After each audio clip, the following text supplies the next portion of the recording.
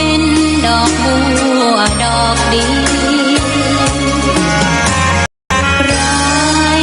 ไม่มองว่าบัวงามเด่นแต่บัวก็เป็น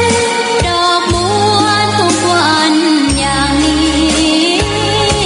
ไม่อยากเด่นดังแต่มุ่งหวังในทางเด่นดีเกิดมาเพื่อสร้างบารมีถวายชีพีบูชาดอกบัวดอกน้อยเฝ้าคอยคนที่ใจบุญมาโอบเอื้อเกื้อกูลรู้ค่าของบุญเก็บบัวขึ้นมาเพื่อสร้างความดีและเสริมบารมีดังว่าใช้ดอกบัวนี้บูชาพระสัมมาสัมพุทธองค์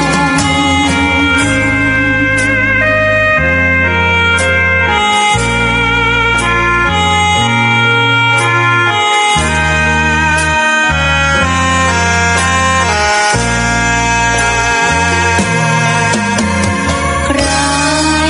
ไม่มองว่าบัวงามเด่นแต่บัวก็เป็นดอกบัวทุกวันอย่างนี้ไม่อยากเด่นดังแต่มุ่งหวังในทางเด่นดีเกิดมาเพื่อสร้างบารมีถวายชีพีบูชาดอกบัวดอกน้อยเฝ้าคอยคนที่ใจบุญมาโอบเอื้อเกื้อกูลรู้ค่าของบุญเก็บบัวขึ้นมาเพื่อสร้างความดีและเสริมบารมีดังว่าใช้ดอกบัวนี้บูชาพระสัมมาสัมพุทธองค์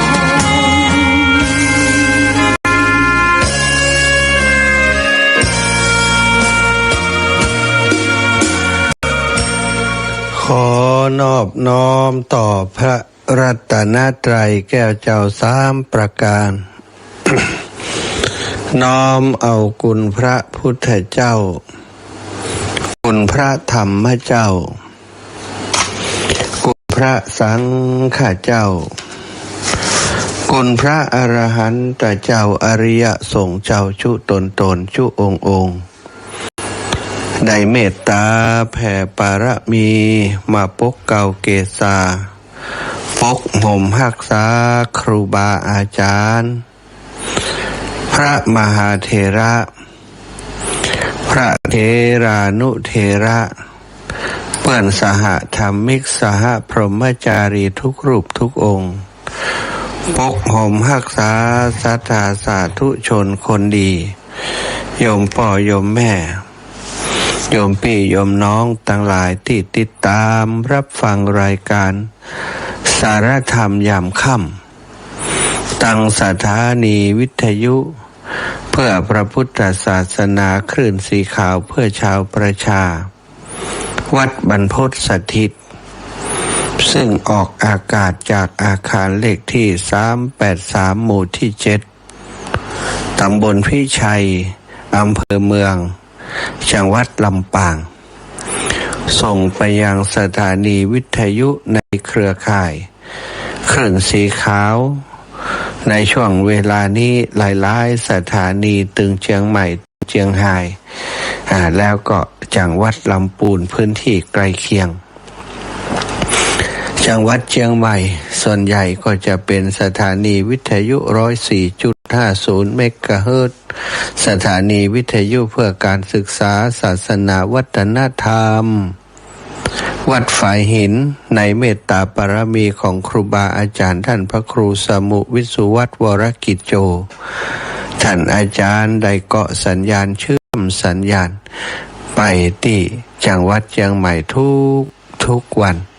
ณเวลานี้ต้องขอกราบในเมตตาครูบาอาจารย์เป็นอย่างสูง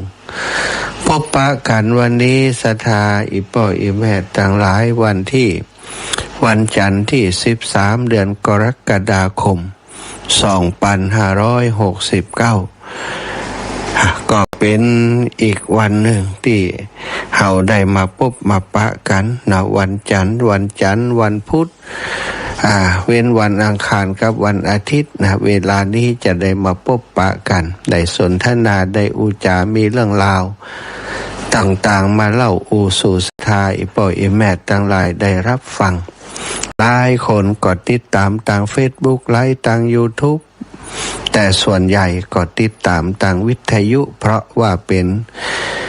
ช่องทางการสื่อสารที่ประหยัดที่สุดนะ บางคนก็เสียบไฟฟ้าเปิดเอาวันค่ำก็ได้นะบางพ่องก็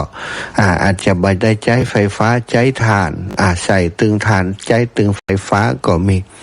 สะดวกสบายบ่ต้องเติมเน็ตบ่ต้องเสี่ยงตังอย่างอื่นแหมละ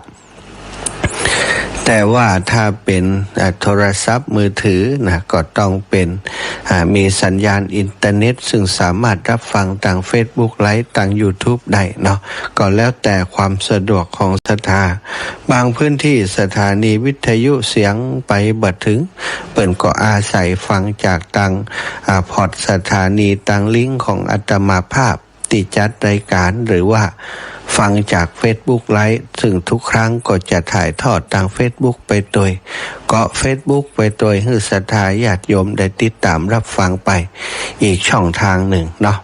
เอาละพบปะกันวันนี้ปาศรัทธาอิพ่ออิแม่ไหว้พระสวดมนต์ทำวัดเย็นก่อนเนอะกราบพระพร้อมกันกราบ1พุทโธเมนาโถ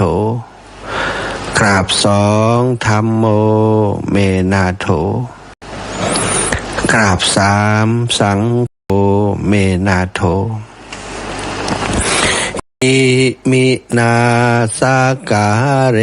นะพุทธังอภิปูชยามิอิมินาสากาเรนะธัมมังอภิปูชยามิอิมินาสากาเรนะสังฆังอภิปูชยามิอะระหังสัมมาสัมพุทโธภควาพุทธังภวันตังอภิวาเทมิกราบสวากขาโตภควตาธัมโมธัมมังนะมัสสามิกราบสุปฏิปันโนภควโตสาวกสังโฆสังฆังนะมามิกราบนะโมตัสสะภะคะวะโตอะระหะโตสัมมาสัมพุทธัสสะนะโม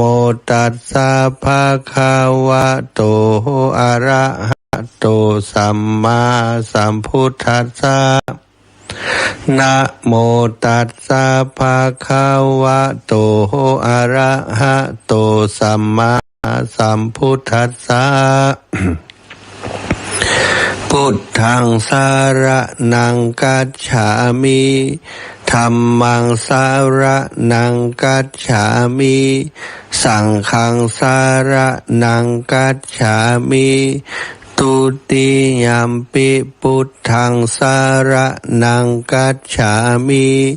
ตุติยัมปิธัมมังสารนังกัจฉามิตุติยัมปิสังฆังสารนังกัจฉามิตาติยัมปิพุทธังสารนังกัจฉามิตาติยัมปิธัมมังสารนังกัจฉามิตาติยัมปิสังฆังสารนังกัจฉามิ อิติปิโสภะคะวะอะระหังสัมมาสัมพุทโธวิชชาจารณะสัมปันโนสุขโตโลกาวิทูอนุตตโรปุริสธรรมะสารถิสัทธาเทวมนุษสานังพุทโธภาคาวาติสาวาคาโตภาคาวาตาธัมโมสันทิฏฐิโกอากาลิโกเอหิปัสสิโกโอปานายิโกปัจจัตตังเวทิตาโพวินยูหิติสุปฏิปันโนภะคะวะโตสาวกสังโฆอุชุปฏิปันโนภะคะวะโตสาวกสังโฆยายาปฏิปันโนภะคะวะโตสาวกสังโฆสามิจิปฏิปันโนภะคะวะโตสาวกสังโฆยะทิทังจัตตาริปุริสายุคานิอัฏฐาปุริสาปุคลาเอสะภะคะวะโตสาวกสังโฆอาหุนยโยปาหุนยโยทักขินยโยอัญชลิกะระนิโยอนุตตรังปุญญเขตังโลกัสสติกราบพระพร้อมกันเนอสัทธาตั้งหลายกราบหนึ่งพุทธังวรันตังสิรสานะมามิกราบสองธัมมังวรันตังสิรสานะมามิกราบสามสังฆังวรันตังสิรสานะมามิไหวพระสวดมนต์ทำวัดเย็นโดยกันเรียบร้อยแล้วเนาะสัทธาต่อไปก็จะได้นำสาระธรรมมาสนทนามามาจานำเรื่องราวเกี่ยวกับสิ่งที่ได้กระทำในระหว่างวันตลอดถึงกิจกรรมต่างๆที่ครูบาอาจารย์ในพื้นที่ก็ดีในคลื่นสีขาวก็ดีได้ร่วมกันกระทำและศรัทธาอิพ่ออิแม่ต่างหลายได้ร่วมบุญไปได้มาแจ้งบอกกล่าวแล้วก็ฮือศรัทธาต่างหลายที่ฟังรายการณช่วงเวลานี้ได้ร่วมอนุโมทนาโดยเนาะวันที่ผ่านมาวันที่12ที่ผ่านมาก็คือวันอาทิตย์ที่12ตะวันนี้เขาได้นำเตียนที่ได้หล่อณสถาบันธรรมาภิวัตรเมื่อวันที่20เดือนมิถุนาที่ผ่านมาจำนวน10เล่มไปทอดถวายที่วัดโสภณารามห้วยงูในโดยในเมตตาบารมีของครูบาอาจารย์ท่านพระครูอภิวัฒนวิกรมผอ.คลื่นสีขาวพร้อมกับครูบาอาจารย์พระสงฆ์นักจัดรายการของคลื่นสีขาวหลายรูปหลายองค์ไปร่วมกิจกรรมกันตั้งลำปางหลวงพ่อท่านพระครูอุดมศิริทัศน์เมตตาเป็นตัวแทนพระสงฆ์ตั้งลำปางไปร่วมกิจกรรมตานเตียนในครั้งนี้หลวงปู่พระครูปฏิภาณธรรมทินตังเวียงป่าเป้าเชียงไฮ้ท่านพระครูชลทานพิทักษ์ตังดอยสะเก็ดตังท่านอาจารย์วรรณชัยของหลวงพ่อพระครูสังวรศิลาภิลักษ์ต่างเชียงใหม่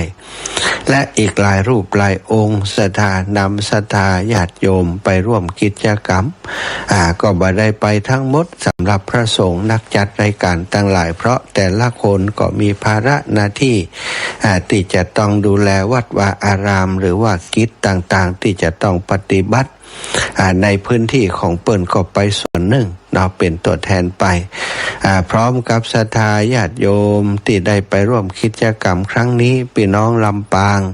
เฮาก็ไปกัน 4-5 รถตู้รถส่วนตัวอีกส่วนหนึ่ง ก็รถตู้ของต่างโถกหัวช้าง1 กันโถกหัวช้างนี่รวมมิตรโถกหัวช้างบ้านทุ่งกล้วยโถกหัวช้างนี่แม่มวลแม่แก้วยมวันนีนะลูกสาวน้องกะลำบ้านทุ่งกล้วยแม่ทองสุขสุยะใจแล้วก็ตังบ้านหม้อนี่อาล่านั่นล่ะเนาะนั่นล่ะแล้วก็มีเพื่อนไปแหมคนไปร่วมกิจกรรมกันครั้งนี้เนาะแล้วก็พี่น้องตังล่องเคาะวังเหนือแหมเนาะสถาได้ไปร่วมกิจกรรมกันที่ตั้งไปตันเตียนแล้วก็มีทีมของโยมแม่บัวเย็นจันทบนี่บ้านสีหมวดเก้าแล้วก็บ้านหนองยางเนาะบ้านหนองยางนี่อาจันทิพย์โยมฟ้าใสได้ไปด้วยกันแล้วก็บ้านน้ำโจบ้านน้ำโจบ้านทุ่งแสนสีอีกใกล้ๆกันนะบ้านน้ำโจกันแล้วกันเนาะไปม่อนแสนสีอีกเนาะวันก็ไปด้วยกันหนึ่งลำนะสรุปแล้วมี4 ตู้ 5 ตู้เนาะลำปางแล้วก็รถส่วนตัวอีก4 กันได้ไปร่วมกิจกรรมครั้งนี้เป็นตัวแทนเจ้าลำปางเนอะหลายคนหลายท่านก็ฝากปัจจัยให้หอมไปนะให้หอมอาตมาก็ได้นำไปปักต้นปักตานเตียนปักสัปปะทนปักยอดชัดนะคือกับศรัทธาญาติโยมเป็นที่เรียบร้อยขออนุโมทนากับทุกบุญที่ฝากอาตมาไปเป็นปัจจัยที่ได้นำไปร่วมในกิจกรรมในครั้งนี้ของครูบาอาจารย์เนาะกิจกรรมในครั้งนี้ก็ผ่านไปด้วยความเรียบร้อยศรัทธาซึ่งปัจจัยทั้งหมดที่เป็นรวบรวมบอกว่าจะเป็นปูจาตานเตียนปูจายอดตานเตียนยอดร่วมบุญสัพพทนเจ้าภาพสัพพทนและอื่นๆที่ไปให้หอมกันที่วัดโสภณารามห้วยงูในได้ปัจจัยอยู่ทั้งหมด73,851 บาทแล้วก็แบ่งเข้ากองทุนของวัดแบ่งเป็นค่าใช้จ่ายถวายครูบาอาจารย์ถวายวัดต่างๆที่เปิ้นนิมนต์เปิ้นมาเป็นเนื้อนาบุญรวมก็เป็นปัจจัยค่าใช้จ่ายทั้งหมดรวมกันแล้วก็น่าจะเป็นหลักแสนกว่าบาทแต่ว่ายอดที่นับนั้นก็คือยอดสุทธิที่เหลือสำหรับการที่จะมอบพืชตังวัดเปิ่นเนาะสถา73,851 บาทนี่คือยอดรายรับทั้งหมดนะแล้วก็จ่ายไปมอบเพื่อกับกองทุนพระธาตุ 30,000 มอบกับวัดแห่ม 20,000 ปลายมอบกับสถานีมอบไปส่วนอื่นๆแห่มอย่างละเล็กอย่างละน้อยไปเสร็จจากนั้นเนาะคือจริงๆแล้วก็ที่ห้วยงูในอาตมาได้ตั้งพระป่ากองน้อยๆไว้นะเพื่อจะนำไปทอดถวายที่วัดปางปอยซึ่งเปิ่นมีการบูรณะปฏิสังขรณ์พระธาตุต้องการปัจจัยไปสนับสนุนสมทบซื้อวัสดุอุปกรณ์อิฐปูนทรายที่จะเอาไปเป็นวัสดุในการก่อพระธาตุก็นำไปทอดถวายหลังจากเสร็จพิธีที่วัดโสภณารามประมาณ2 โมงก็นำไปทอดถวายที่วัดปางปอยได้ปัจจัยอยู่ 23,831 ตั้งปลายมันอันแรกห้วยงูใน851อันตั้งปลายของวัดปางปอยนั่น831 23,000แปลกดีเหมือนกัน 73,851 อันนี้ได้23,831ต่างกันไป2 แต้ม ก็เป็นที่เรียบร้อยบรมวลเนาะต้องขอขอบคุณเนาะศรัทธาอีปอยอีแม่ตั้งหลายฝากปัจจัยให้หอมไปทุกหมู่ทุกคณะทุกคนทุกท่านดำบุญมาให้ศรัทธาญาติโยมอนุโมทนาเนาะลืมท่านอาจารย์สาธิตแถม2 กันตู้แล้วเนาะลำปางก็แสดงว่าโอ้ปุ้นแถมบ้านอันนากวางนาฟานแถมกัน1ศรัทธาได้6-7 ตู้ลำปางเนาะถึงล่องเคาะวังเหนือ นี่เป็นตัวแทนลำปางไปส่วนตั้งเชียงใหม่เนี่ยหลายที่หลายแห่งเนอะบ้านบวกค้างนี่ไปกันเยอะเลยแม่พวงทองมหาวงศ์นะบ้านบวกค้างสันกำแพงนะได้ไปร่วมกิจกรรมด้วยแล้วก็นำของไปถวายตึงของแม่พวงทองและของแม่ละไมนางสาวทัศนีใจปัญญาบ้านบวกค้างก็ได้ถวายปัจจัยฝากไปให้ฝากโยมแม่ปุ่มได้ไฟก็ฝากแม่พวงทองไปถวายนะแม่พลอยปิยะตระกูลต้นพึ่งหล่องเคาะก็ปาคณะไปนะแม่ดีปันป่วนบ้านป่าคาหล่องเคาะนี่ก็ไปคณะเดียวกันกับบ้านหล่องเคาะเนาะแม่สมอนุวงศ์ลูกหลานบ้านบวกค้างก็ไปเหมือนกันแม่กัลยาด้วงอินบ้านบวกค้างสันกำแพงนี่ก็ไปเนาะแม่พวงทองมหาวงศ์ได้ถวายปัจจัยส่วนตัวมา200 บาทศรัทธาแม่ละไมนางสาวทัศนีก็ถวายส่วนตัวมาแหม100 บาทอนุโมทนาบุญให้อีแม่เนอะคนทุกท่านพี่น้องหลายที่หลายแห่งนะเชียงใหม่ลำพูนนี่ไปปากทางเจริญก็ไปเนาะปากทางเจริญนี่ไปหลายการเวียงหนองล่องนะบ้านสันพระเนตรสันทรายทุ่งม่านเหนือสันทรายบ้านกลางทุ่งนะแม่สุวรรณียาวิละเขาเนาะบ้านสันเข้าแคบกลางบ้านล้านตองบ้านท้องฝายนะตังเหล่ายาวบ้านโฮงละปูนนะก็ไปกันเยอะเนอะสัตว์ได้ปุ๊บปะกันบัดทั่วบัดถึงสักเท่าใด อาตมาได้นำโรงทานไปแล้วก็ได้ไปทำหน้าที่ดูแลความเรียบร้อยของงานเนาะช่วยประสานงานโน่นนั่นนี่หลายอย่างก็เลยบัดได้ตักทายกับศรัทธาอย่างทั่วถึงสำหรับที่ไปนะบอกว่าจะเป็นพี่น้องตังเชียงใหม่พี่น้องตังเชียงรายแล้วก็ตังลำปูนลำปางไปกันเยอะแล้วประมาณ1,000 กว่าคนซะท่าเก้าอี้บปอต้องวิ่งไปเอาแหมหลายรอบนะตั้งไว้1,000 กว่าตัวปรากฏว่าบปอไปวิ่งตามวัดใกล้เคียงมาเสริมแหมทุกครั้งที่กิจกรรมของคลื่นสีขาวก็แปลกประหลาดอยู่อย่างเก้าอี้บปอสักเถอะ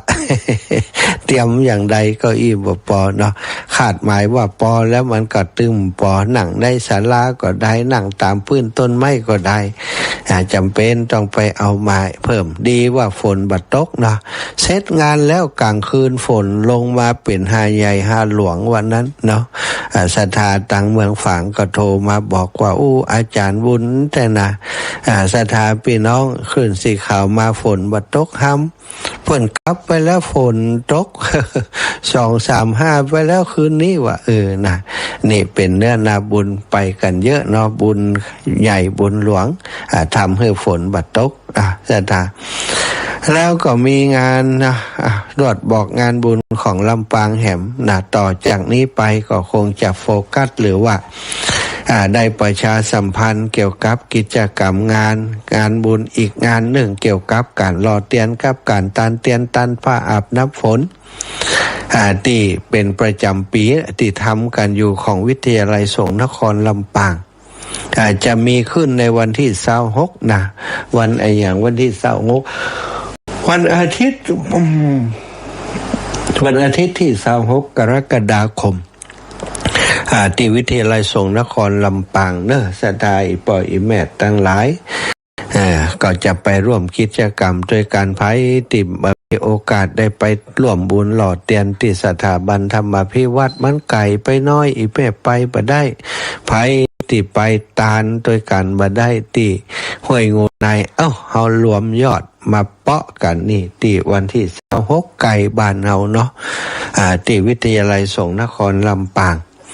ทุกปีอาตมาก็ไปร่วมกิจกรรมเปิ้นทุกปีนะเพราะว่าวิทยาลัยสงฆ์นครลำปางก็เหมือนกับเป็นวัดหนึ่งศรัทธาที่ศรัทธาญาติโยมเฮาจะต้องช่วยสนับสนุนเนื่องจากว่าเป็นสถานที่ที่พระสงฆ์องค์สังฆเจ้าครูบาอาจารย์ได้ไปอาศัยศึกษาเล่าเรียน เป็นสถาบันการศึกษาชั้นสูงของพระสงฆ์ครูบาอาจารย์พระสงฆ์องค์เนนไปห้ามไปเฮียนตีหันก็อย่างว่าเนาะการสนับสนุนจากรัฐถ้าอูถึงมันก็บ่เพียงพอต้องอาศัยการสนับสนุนจากศรัทธาสาธุชนร่วมโดยช่วยกันสมทบร่วมบุญร่วมทุนกันไปหายไปหอมเป็นปัจจัยสมทบเข้าไปเป็นกองทุนพัฒนานิสิตนักศึกษาของวิทยาลัยสงฆ์นครลำปางในกิจกรรมต่างๆได้ปัจจัยส่วนต่างส่วนเหลือการใช้จ่ายเพิ่นก็เอาเข้ากองทุนหมดสถานทุกปีก็จะมีการหล่อเทียนตานเทียนพรรษาในพื้นที่จังหวัดลำปางแล้วก็ตานผ้าอาบน้ำฝนแก่พระนิสิตตลอดถึงตามวัดวาอารามต่างๆในพื้นที่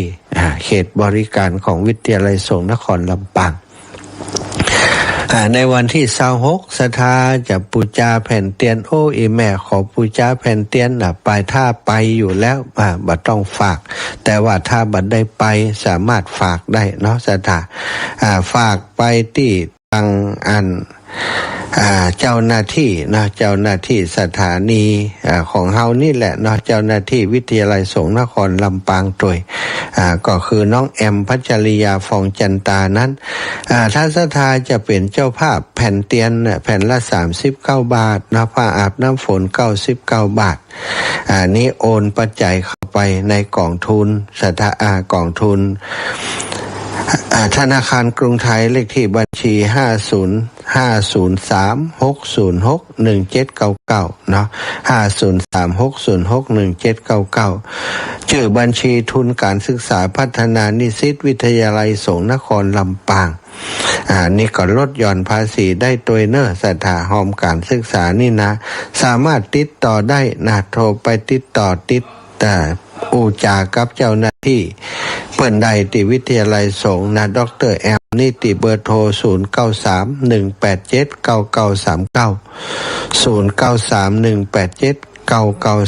0931879939นะโทรไปอูเปิ้นได้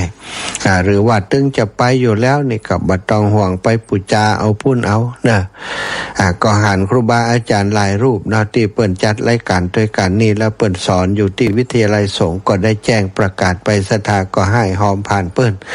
ก็เป็นสิ่งที่ดีช่วยกันแบ่งเบาตั้งเจ้าหน้าที่ไปอีกทางนึงแผ่นบูชาแผ่นเตียนนะที่จะเอาไปหลอมไปหล่อร่วมกันนั้นนะแผ่นละ39 บาทผ้าอาบน้ำฝนผืนละ99 บาทโรงทานตามอัธยาศัยไผจะเอาโรงทานอย่างติดต่อแจ้งให้ทราบโดยจะได้เตรียมติดตั้งให้ตมาภาพก็จะเอาก๋วยเตี๋ยวไปร่วมเป็นโรงทานออกโรงทานกับเปิ้นตัวนะ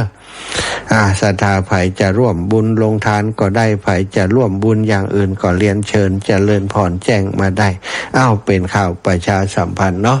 เอาละศรัทธาญาติโยมได้ได้จานำเรื่องดีๆมาบอกกล่าวประชาสัมพันธ์ให้ศรัทธาทั้งหลายได้รับทราบและร่วมอนุโมทนาบุญต่อไปก็จะได้นำสารธรรมมามาจามาสนทนามาฝากมาแบ่งมาปั่นกับศรัทธาอีพ่ออีแม่ทั้งหลายเฮาเป็นชาวพุทธนะสิ่งที่ได้ยินได้ฟังอยู่ประจำนะศรัทธาญาติโยมก็คือหลักการธรรมะที่สำคัญที่พระพุทธเจ้ามีคนถามว่าพระพุทธเจ้าได้ตรัสรู้บัญญัติธรรมะที่เปิ้นตรัสรู้เรียกว่าอะไรอีเนาะก็ตรัสรู้ในเรื่องของธรรมะที่เรียกว่าอริยสัจสี่สตะเฮาได้ยินได้ฟังกันมาตั้งแต่น้อยนะอริยสัจสี่นะแต่ละคนก็มีความเข้าใจติดแตกต่างกันไปตอนเป็นเด็กๆอริยสัจสี่เฮาก็ท่องได้ ฮู้ว่ามันมีอันอย่างพ้องทุกข์สมุทัยนิโรธมรรค ทุกข์คือหยังคือความทุกข์กายทุกข์ใจสมุทัยคือหยังเหตุที่เกิดทุกข์นะมรรคแล้วก็นิโรธแล้วคือหยังความดับทุกข์นะแล้วก็มรรคแล้วหนทางไปสู่ความดับทุกข์เฮาท่องกันได้จำกันได้เข้าใจกันว่าธรรมะที่พระพุทธเจ้าตรัสรู้นะคือตรัสรู้อริยสัจสี่เนี่ยความจริง4ประการ ความจริง4ประการนี้ที่พระพุทธเจ้าทรงตรัสรู้ตรัสรู้ก็คือได้เข้าใจเข้าใจอย่างท่องแท้เข้าใจอย่างท่องแท้ถึงเรื่องของทุกข์เรื่องของความดับทุกข์เรื่องของทุกข์เรื่องสาเหตุที่เกิดทุกข์เรื่องของความดับทุกข์ตลอดถึงหนทางไปสู่ความดับทุกข์เมื่อพระองค์เข้าใจแจ่มแจ้งแทงตลอดแล้วก็ได้บรรลุธรรมที่เป็นเรียกว่าเป็นพระอรหันต์เป็นพระสัมมาสัมพุทธเจ้าตรัสรู้ชอบได้โดยพระองค์เองบรรดาสาวกทั้งหลายที่ฟังธรรมที่พระพุทธเจ้าทรงสั่งสอนก็คืออริยสัจสี่นี้ในบริบทต่างๆก็ได้ตรัสรู้ธรรมเหมือนกันแต่ว่าบ่ได้รู้โดยตัวเองเป็นสาวกของพระพุทธเจ้าซะท่าเป็นสาวกของพระพุทธเจ้าหู้ตามพระพุทธเจ้าที่พระพุทธเจ้าทรงสอนทรงเปิดเผยหลายๆคนมาคิดว่าโอ้อริยสัจสี่นี้เป็นธรรมที่ทำให้พระพุทธเจ้าตรัสรู้หมู่เฮาคงบ่เกี่ยวหยังเฮาบ่ได้ตรัสรู้เฮาคงบ่จำเป็นที่จะศึกษาเรียนรู้เรื่องธรรมะเหล่านี้จริงๆแล้วเขาจะศึกษาหรือบ่ศึกษาก็ตามเขาจะใจก็หรือบ่ใจก็ตามเขาจะสนใจหรือบ่สนใจก็ตามศรัทธาญาติโยมทุกคนมีความทุกข์เกิดขึ้นในตัวของเขาทุกคนเขาปรารถนาบ่อยากจะมีความทุกข์เมื่อมีความทุกข์เกิดขึ้นแล้วก็อยากจะดับทุกข์นั้นแต่หลายคนบ่เข้าใจว่าทุกข์มันเกิดขึ้นอย่างใดมันมีสาเหตุจากอะไรอย่างเนี่ยบ่สนใจที่จะเข้าไปพิจารณาดูอย่างท่องแท้ปล่อยมันเป็นคำถามอยู่หั่นทุกเวลาทุกอกทุกใจยังมาก็ไปโทษคนนั้นคนนี้โทษสิ่งนั้นสิ่งนี้ทุกถึงวันนี้ก็เพราะเนี่ยเพราะนั่นเพราะนู่นเพราะนี่ไปทำงานทุกอกทุกใจอย่างเจ้านาย เดือดร้อนว่าเจ้านายนี่เหี้ยมเจ้านายนี่เอาเปรียบเจ้านายเห็นแก่ตัวเนี่ยลำเอียงสับปะว่าไปอยู่บ้านบ่ม่วนเรื่องโน้นเรื่องนี้ส่วนใหญ่พอทุกข์แล้วก็มักจะมองหาสาเหตุที่เป็นคนอื่นเป็นสิ่งอื่นที่มาทำให้ตัวเองทุกข์คิดว่าติดทุกข์เพราะคนนั้นเพราะคนนี้สะตาเท่ากับว่าหาคนมารับผิดชอบความทุกข์ของเฮาความทุกข์ที่เกิดขึ้นนี้เฮาจะต้องหาว่าไผมาเป็นคนทำให้เฮาทุกข์อย่างนั้นเสมอสะตามันจะเป็นอย่างนั้นนี้มันก็เป็นลักษณะของคนทั่วไปที่บ่เข้าใจแต่ในกรณีทุกข์ในอริยสัจนี้เปิ้นหมายถึงทุกข์ที่เกิดขึ้นในจิตในใจของแต่ละคนความทุกข์มาจากอะไรอย่างเมื่อเฮามีความทุกข์เฮาร้องห่มร้องไห้ครั้งใดนี้มันต้องมีสาเหตุอย่างสมมติว่ามีดบาดมือเฮาหน่อซะตาเจ็บโอยเนี่ยมาจากหยังทำไมถึงเจ็บเนี่ยนะก็มีดบาดมือไปทำให้บาดกดตัวเฮาทำให้บาดมือแล้วก็เจ็บถ้าไม่อยากเจ็บก็ต้องระมัดระวังบ่ให้มีดมันบาดมือบ่ให้มีดมันบาดมือมันบาดมือก็เป็นสิ่งที่มันจะต้องเจ็บเป็นธรรมดาถ้าไม่อยากให้มันเจ็บก็คือต้องบาดมือก็คือต้องระวังนั่นเองแล้วก็ถ้าความทุกข์อย่างอื่นมีคนด่ามีคนว่ามีคนอะไรอย่างต่างๆเฮาก็มีความทุกข์เพราะเขาด่าไปว่าเพราะเขาด่าเห็นแล้วเพราะเขาด่าเฮาจึงทุกข์ในหลักการของพระพุทธเจ้าเปิ้นก็บอกว่าทุกข์เพราะเฮาไปยึดถือยึดเอากรรมด่านั้นว่าเขาด่าเฮามันมีเขามันมีเฮามีความยึดมันถือมันเป็นตัวเป็นตนขึ้นมามันเลยทุกข์ความทุกข์ในเรื่องในอริยสัจสี่นี่เป็นทุกข์แบบนี้ศรัทธาญาติโยมเมื่อเฮาทุกข์นั้นมันก็ต้องมีสาเหตุที่เกิดทุกข์ทุกข์เพราะอย่างถ้าเฮาอยากได้ถ้าได้มาก็สมหวังถ้าอยากได้แล้วก็แสวงหาแล้วมันได้อยากที่อยากเฮาก็เป็นทุกข์บางทีได้มาแล้วกว่าคนอื่นจะเอาไปนี่ก็เป็นทุกข์ ศรัทธาญาติโยมบ่ต้องการสิ่งนั้นบ่ต้องการสิ่งนี้นะสิ่งนี้มันสกปรกมันดีงามบ่อยากได้แต่ว่าได้ไปพบไปประสบได้จำเป็นจะต้องเอาอย่างนี้เป็นต้นก็เป็นทุกข์ศรัทธา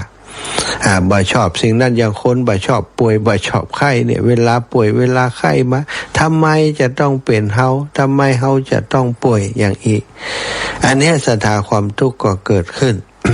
แม้แต่เรื่องของการพลัดพรากความบีบคั้นต่างๆคัดครอบครัวพลัดพรากจากการป่อตายแม่ตายกาคนรักตายกาแม้กระทั่งลูกเต้าติเลี้ยงดูอยู่ตายก่อนพ่อก่อนแม่เฮาก็ทุกข์ระทมบางคนนี่ตอมตมเป็นโรคซึมเศร้าไปเลยเพราะความทุกข์ทั้งหลายเหล่านี้ความทุกข์ทั้งหลายมันเกิดขึ้นสาเหตุหลักของมันก็มันจะมีเรื่องของกิเลสต่างๆที่เข้ามาอย่างเรื่องของตัณหาอุปาทานต่างๆนี่ตัณหาความอยากได้อยากดีอยากมีอยากเป็นบ่อยากได้บ่อยากมีบ่อยากดีบ่อยากเป็นหรือว่ามีความรู้สึกเฉยๆต่างๆนี่นะมันพร้อมที่จะเปลี่ยนแปลงไปเป็นอยากได้อยากดีหรือว่าบ่อยากได้ตลอดเวลาความอยากศรัทธาหรือว่าตัณหานี่แหละเป็นรากเหง้าของความรู้สึกที่มันเกิดขึ้นกับเฮาแล้วเขาไปยึดว่าอันนี้เป็นความทุกข์เมื่อมีความทุกข์ในพระพุทธองค์ที่พระองค์ทรงได้ออกบวชก็เนื่องจากว่าไปประสบสิ่งที่ทำให้พระองค์หันแล้วมันบ่สบายใจก็คือหันแล้วมันทุกข์ใจหันคนเกิดคนแก่คนเจ็บคนตายแล้วมันมันทรมานเนื่องจากว่าพระองค์ปั่มเปงมาเพื่อจะบรรลุเป็นโพธิญาณเพื่อจะนำสัตว์โลกให้ออกจากกองทุกข์ฉะนั้นความทุกข์ที่พระองค์ประสบเมื่อไปหันสิ่งต่างๆเรียกว่าเทวทูตทั้ง4ทั้ง5นั้นศรัทธาทำให้พระองค์ทุรนทุรายบ่สามารถจะอยู่ครองคฤหัสถ์ได้ต้องแสวงหาทางพ้นทุกข์พระองค์มีความคิดว่าเมื่อมันมีความทุกข์อย่างนี้มันจะต้องมีความดับทุกข์เหมือนกันเนี่ยศรัทธาเมื่อมีมืดต้องมีสว่างเมื่อมีความทุกข์สาเหตุของความทุกข์มันต้องมีจริงๆแล้วมันก็มีสาเหตุทุกเรื่องราวนั่นแหละเนาะบ่มีอย่างเกิดขึ้นโดยบ่มีสาเหตุโดยบังเอิญมันจึงมีเหตุเกิดขึ้นหลายครั้งในชีวิตเฮาเจอปัญหาหลายคนเรื่องความทุกข์เรื่องอย่างต่างๆเหล่านี้เฮาเจอปัญหาเฮามักจะรีบหาคำตอบทันทีรีบโทษคนอื่นโทษสถานการณ์หรือพยายามหาทางหนีจากสิ่งที่กำลังเผชิญอยู่แต่ถ้าเฮายิ่งรีบต่อใดเฮามีสติต่อใดปัญหาก็กลับจะยิ่งซับซ้อนขึ้นเพราะเฮาแก้ที่ปลายเหตุบ่ได้มองมันหันต้นต่อที่แท้จริงของปัญหาพระพุทธเจ้าทรงสอนวิธีคิดที่เรียกว่าโยนิโสมนสิการซึ่งเป็นการคิดแบบแยบยลและหนึ่งในวิธีคิดที่นำไปใจได้จริงก็คือการคิดตามหลักอริยสัจสี่หรือการคิดแบบแก้ปัญหาอย่างเป็นระบบเมื่อเกิดเรื่องใดขึ้นสิ่งแรกที่ควรนำทำไม่ใช่การตื่นตระหนกตกใจหาว่าใครเป็นคนเป็นคนทำแต่คือการมองหันก่อนว่าปัญหาที่แท้จริงคือบ่หยังนั่นคือการหู้จักทุกข์เพราะถ้ายังบ่ฮู้ว่าปัญหาคืออะไรยังก็ย่อมบ่มีวันแก้ปัญหาได้ตรงจุดแม่นก่อซะตะเมื่อหันปัญหาชัดแล้วขั้นต่อมาคือการค้นหาสาเหตุว่าสิ่งนี้เกิดขึ้นเพราะอะไรยังคือรากเหง้าทำให้ปัญหาดำรงอยู่นี่คือการพิจารณาสมุทัยเพราะทุกปัญหาล้วนมีเหตุและเมื่อเหตุยังบ่ถูกแก้ผลก็ย่อมเกิดขึ้นซ้ำแล้วซ้ำเล่าทำให้เฮาทุกข์แล้วเล่าอยู่อย่างนั้นเมื่อรู้ทั้งปัญหาและสาเหตุแล้วจึงก่อยพิจารณาว่าสภาพที่ต้องการคือบ่หยังถ้าปัญหานี้หมดไปชีวิตจะเป็นอย่างไร เป้าหมายของการแก้ไขอยู่ตรงไหนนั่นคือการมองไปสู่นิโรธหรือสภาวะที่ปัญหาดับลงได้จริงบ่ใจเพียงการบรรเทาอาการชั่วคราวเฮาจะเป็นเย็นอุ่นหยังนะสถาเมื่อรู้ปัญหารู้สาเหตุของโรคแล้วรักษาโรคตามอาการกินยาตามอาการที่เป็นนะสุดท้ายความสงบระงับของโรคภัยไข้เจ็บก็จะสงบลงต้องให้มันหายบ่ใจแค่ให้มันเบาบางหรือว่ามันเป็นอย่างนั้นแล้วมันก็เป็นอีกถ้าเฮาบ่แก้ไขให้มันเด็ดขาดมันก็จะเป็นแล้วเป็นอีกนี่คือการสอนให้เฮาย้อนกลับมาดูว่าต้องลงมือทำอย่างใดจะไปถึงเป้าหมายนั้นได้ต้องปรับความคิดอย่างใดเปลี่ยนพฤติกรรมอย่างใดหรือว่าฝึกฝนสิ่งใดเพื่อเพิ่มเติมอันนี้ก็คือมรรคหรือว่าหนทางแห่งการแก้ปัญหาที่ลงมือปฏิบัติได้จริงเมื่อมองตามกระบวนการนี้จะเห็นว่าอริยสัจสี่ปัจจัยเป็นเพียงหลักธรรมสำหรับการดับทุกข์ในทางจิตใจเท่านั้นสถาแต่ยังเป็นหลักคิดที่สามารถนำไปใช้กับทุกเรื่องในชีวิตบ่ว่าจะเป็นการทำงานการการเรียนหรือว่าความสัมพันธ์หรือแม้กระทั่งการตัดสินใจเรื่องสำคัญต่างๆเพราะเป็นวิธีคิดที่เริ่มจากการมองความจริงค้นหาเหตุแห่งปัญหากำหนดเป้าหมายที่ถูกต้องแล้วก็ลงมือทำอย่างมีทิศทางเมื่อฝึกคิดอย่างนี้อยู่เสมอจิตจะบ่หลงวนอยู่กับอารมณ์หรือว่าความฟุ้งซ่านแต่จะค่อยๆเปลี่ยนจากการตอบสนองความรู้สึกมาเป็นการมองโดยเหตุและก็ผลตามความเป็นจริงแล้วก่อนนั้นก็คือหัวใจของกรรมที่พระพุทธเจ้าได้ตรัสไว้ว่าโยนิโสมนสิการคิดแบบแยบยลที่บ่เพียงช่วยให้แก้ปัญหาได้แต่ยังทำให้เราเข้าใจชีวิตได้อย่างลึกซึ้งขึ้นจนทุกอุปสรรคที่ผ่านเข้ามากลายเป็นโอกาสให้เราได้เรียนรู้และพัฒนาปัญญาของตนเองศรัทธาตั้งหลายอริยสัจสี่บ่ได้มีไว้เพื่ออู้กันเล่นบ่ได้มีไว้เพื่อประดับความรู้แต่มีไว้เพื่อจะให้เราเอามาใช้ในการแก้ปัญหาชีวิตทุกคนมีความทุกข์ติดตัวทุกวันมีแต่เรื่องราวที่มันเป็นความทุกข์ความบีบคั้นต่างๆเมื่อมันทุกข์โดยเรื่องอะไรยังก็ให้พิจารณาด้วยโยนิโสมนสิกาจะไปหาเรื่องคนนั้นคนนี้หาเรื่องตัวเก่าก่อนว่าทำไมมันถึงทุกข์ ความจริงบางเรื่องมันผ่านไปแล้วแต่ฮือบอกว่าเอามาคิดอีกก็ทุกข์อีกคิดอีกก็ทุกข์อีกสาเหตุก็คือไปปรุงแต่งมันเนาะเมื่อเฮาอยากจะดับทุกข์ก็ต้องไปดูว่าทุกข์แต่ละเรื่องละราวแต่อย่างที่เฮาคิดถึงเรื่องโน้นเรื่องนี้เนี่ยถ้ามีสติมีโยนิโสมนสิการก็จะเห็นว่าเพราะการปรุงแต่งของจิตที่ไปยึดถือแล้วมันทำให้เฮาได้เป็นความทุกข์เมื่อมันมีความทุกข์เฮาอยากจะดับทุกข์มันก็จะต้องไปดูติหนทางจะดับทุกข์นั่นก็คือมรรคาก็หนทางหนทางไปสู่การดับทุกข์มีอยู่8มรรคมีองค์8สัมมาทิฏฐิในความหันที่ถูกต้องการประกอบอาชีพการทำงานการดำรงชีพที่ถูกต้องการดำริที่ถูกต้องความเพียรที่ถูกต้องสัมมาสังกัปปะความพยายามที่ถูกต้องทุกอย่างถ้ามันถูกต้องความทุกข์มันก็จะบ่เกิดมันก็สามารถดับความทุกข์ในจิตในใจในเรื่องราวต่างๆได้ในที่สุดสถาเนาะเอาละวันนี้ได้ธรรมะได้มีเรื่องอริยสัจสี่มาฝากเป็นธรรมะที่เป็นข้อคิดมามาจ่ามาสะกิดมาตักมาเตือนสะกิดเตือนใจมาเล่าสู่กันฟังเพื่อประโยชน์ในการปฏิบัติของแต่ละคนแต่ละคนมีทุกข์อะไรอย่างก็ลองเอาอริยสัจสี่ที่เป็นธรรมะอันประเสริฐที่พระพุทธองค์ได้ค้นพบเอาไปปฏิบัติดูเอาไปแก้ไขปัญหาในชีวิตของเราดูเนาะศรัทธาเวลาตอนนี้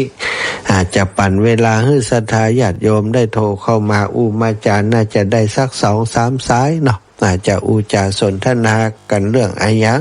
แจ้งผลการรับฟังก็ดีหรือว่ามีเรื่องราวจะประชาสัมพันธ์บอกกล่าวข่าวสารผ่านตั้งสถานีก็เรียนเชิญเจริญพรได้เนอะที่เบอร์โทรศัพท์0808844173 เนอะวันที่26พบปะกันที่วิทยาลัยสงฆ์นครลำปางเป็นวันอาทิตย์นะอีแม่อีปอดทั้งหลายถ้าไผสามารถมีกำลังรวบรวมกลุ่มคณะได้น่าจะเอาโรงทานไปร่วมบุญก็เรียนเชิญเจริญพรได้เนอะแม่มะลิวันเจริญเนตรกราบไหว้สาเจ้าฟังอยู่ที่บ้านล้านตองสันกำแพงตะวะปะกันเนาะแม่เนาะแม่มะลิวันเจริญเนตรคนขับรถปลาหลงอาจารย์ โยมน้องสมจิตจองโต๊ะไว้ไหว้ฮือ2 ตัวเจ้าตุปีเป็นจะในบุญหลอดเตียนวิทยาลัยสงฆ์ไปกัน2 กันรถสาธุเนอะเอาลงทานกระท้อนกับข้าวเหนียวไปสาธุสาธุแม่ย่าบางวันณโวหารเจริญพรจะแจ้งว่าเจ้าแม่บางได้ฝากสตางค์ที่หอมไป300เอาเข้าธนาคารมาให้แล้วเด้อเจ้าสาธุเจ้าโยมแม่ต้องเข้าตะวาแล้วว่าต้องแจ้งให้หลวงพ่อกันขอบคุณมากๆนะย่าเด้อเจ้าสาธุจ้าสาธุแม่ย่าบางวันณโวหารอันนี้เปิ้นก็มอบขยะออมบุญมาให้นักหลายอย่างเนาะมีแผวประตูหน้าต่างเก่าวุ่นซะจ้ะเอามาใช้ประโยชน์ได้เนอะแล้วก็ทีวีเก่าไอ้หยังก็ได้ชำและเนาะส่วนที่มันใช้ได้ก็เอามาปรับปรุงไปใช้ก็มีต้องขอบคุณโยมแม่บางวันณ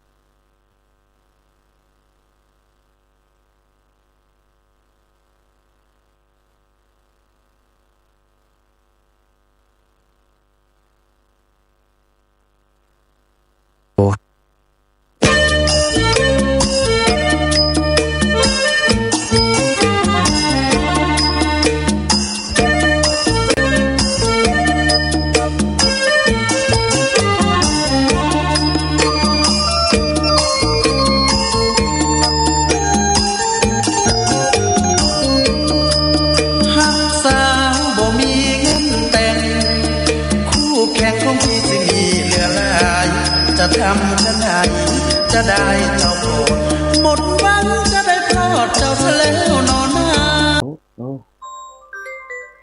เจอวิทยาลัยสูงกันนะครับในนี้ไม่แหมจ้าตอนนี้ว่าจะเวลาจะหมดแล้วเจริญพรวิทยุเป็นเพลงกะวิทยุเป็นเพลงไปแล้วจะตามมาแล้วยังบอกเจ๊เสียงหายกะฮัลโหลเจ๊เสียงหายล่ะมาแล้วยังปิงมาแล้วยังเจริญพรวิทยุเป็นเพลงกะเสียงคอมพังมาหายมาแล้วยังมาจำเดียวมีปัญหาที่อันคอมไม่หรอกเจ๊เสียงหายกะมันคอมพิวเตอร์ดีนะมันเดี๋ยวเจ๊เสียงของเก่าเสียงหายล่ะมาแล้วยังใจขึ้นเสียงมันหายก็พังมาหาปิงมาแล้วยังปิกครับผมเสียงคอมพังมาหาเป็นสาเหตุนะเข้าใจก็มันมีปัญหาที่อันคอมให้หน่อยมันแบบนี้ก็ต้องหาประเดี๋ยวนี้มาแล้วครับมาแล้วเนาะมันคอมพิวเตอร์ดีนะมันเดี๋ยวเอาไปขายเป็นของเก่าเฮ็ดค จัดรายการ ใจขึ้นละ หายไป สาธุ ได้พอ ครับ ตัว จำภาษา อัน ได้ ที่ ครับ มันหาย ครับ ตอน ผม มันหายเนาะตอนนี้มาแล้วนะ ก็แปลกมันเป็นสาเหตุอย่างบ่ฮู้นะมันเข้าใจก็มัน ส่วนใหญ่น้องนัดเปิ่นก็ เวลามันบ่ดีก็ รายการเพราะเปิ่นก็ ก็ต้องหาสาเหตุเดี๋ยวฮือช่างเปิ่นมาพอกำกับคือมันล้างไวรัสถ้าจะติดไวรัสติดอะไรอย่าง จบนะ จัดรายการอยู่ดีๆหายไป เปิ่นก็ ได้พอตัวอันที่มันหายตอนมันหายเนาะตอนนี้มาแล้วกะลำปางมาแล้วหรือยังก็พูดนะครับส่วนใหญ่น้องนัดเปิ่นก็สัญญาณให้ต้นรายการเพราะเปิ่นก็ได้ติดตามตลอดต่อเนื่องนะสถาเพราะเขาต้องมีงานเขาหลายอย่างเนาะก็คือต้นชั่วโมงก็จบนะถ้าช่วงที่มันบ่ดีเปิ่นก็ถ้าเปิ่นอยู่ถ้าเปิ่นพออยู่เปิ่นก็คืนฮึสถาญาติโยมเวลาใกล้จะหมดแล้วเนาะก็ประชาสัมพันธ์เรื่องไฟจะห่วมปูจาแผ่นเปลี่ยนเป็นละ39 บาทไฟจะห่วมเป็นเจ้าภาพอันผ้าอาบน้ำฝน99 บาทเอาเจริญพรอย่างเอี้ยสถา เสร็จ เรื่องที่ ไปตะวา จะได้เรียบร้อยแล้วจะหอมเพื่อเรียบร้อยหมดแล้วเจ้า มันรู้มันถ้ามัน จ้าสัตว์ รับไปเงียบไป เสียงมันมาเลย มี นะ คนแจ้ง มาแล้วเนาะเจ้า ได้ก็คืนสัญญาณ เจ้าถัดตู้ถัดตู้นะเจ้า จ้า เวลาหมดแล้ว อย่างมันหายไป เดี๋ยวก็ฟังครู คอมพิวเตอร์นี่มันก็ยังเอี้ยสถามันเป็นเรื่องที่ที่ต้องบอกว่ามันแล้วแต่ใจมันเนาะ นาฬิกาเนาะหลวงปู่ ถ้ามันรู้มันถ้ามันมีปัญหามันก็ดับไปเงียบไป เอาละเวลา ดีมีคนแจ้งเร็ว ขอนำรายการ ได้ จาก ก็คืนสัญญาณ ตาโร ได้เร็ว ธรรมะ เวลาหมดแล้วหมดเวลาเดี๋ยวก็ฟังครูบาอาจารย์วันนี้วันจันทร์หลวงปู่ดอยกันเนาะสถานติดตามต่อเนอะ20 นาฬิกาถึง22 นาฬิกาเนาะหลวงปู่จะมาเพื่อขอคิดขอทำกับสถานญาติโยมต่อเอาละเวลาหมดเวลาก็ขอนำรายการจากลาไปก่อนจัตตาโรธรรมาวัฏันติอายุวันโนสุขังพระ